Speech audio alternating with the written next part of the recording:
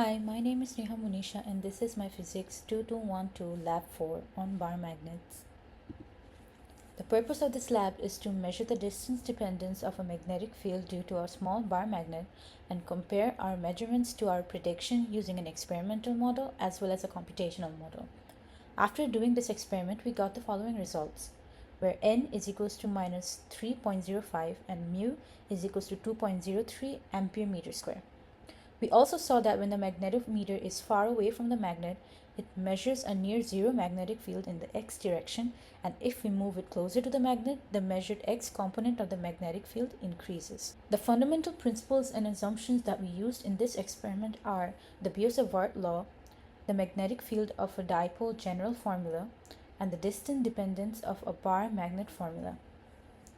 We assumed that the bar magnets act as a magnetic dipole, and the system in this experiment is the bar magnet, whereas the surrounding is everything else. For the main procedure of this experiment, we used a smartphone magnetometer app to measure the x, y, and z components of the magnetic field of a bar magnet. The phone was aligned east-west to make the magnet's field parallel to the Earth's field, ensuring accurate x component readings. The magnetometer sensor's location on the phone was marked for precise distance measurements, and the magnet was placed along a meter stick in the same direction.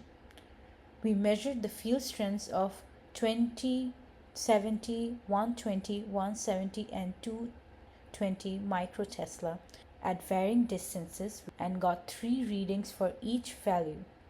We then found the average of these values using a spreadsheet.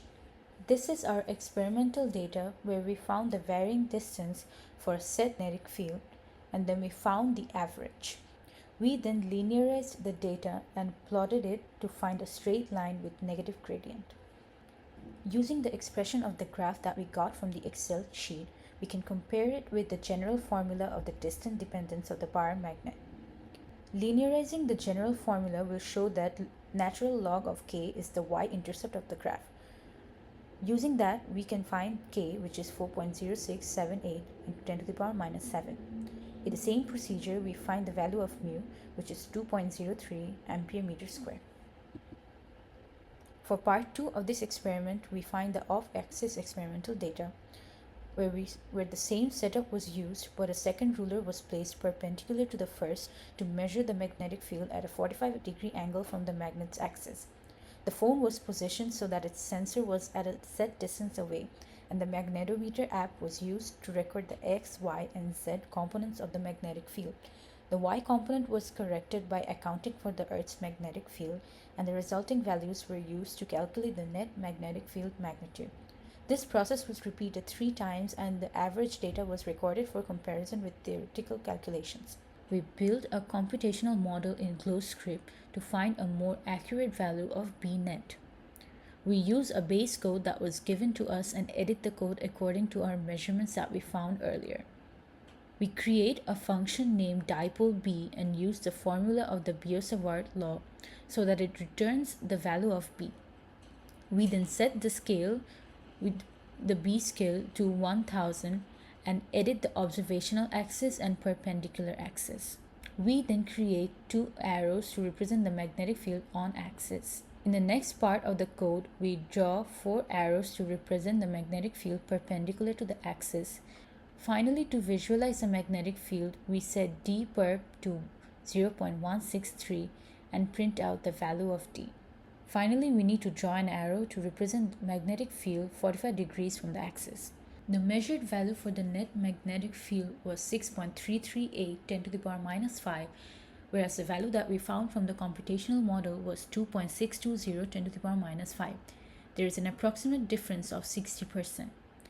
Sources of error in this experiment could be the human error in precisely locating the magnetometer chip of our smartphone and the magnetic interference caused by other objects in the room.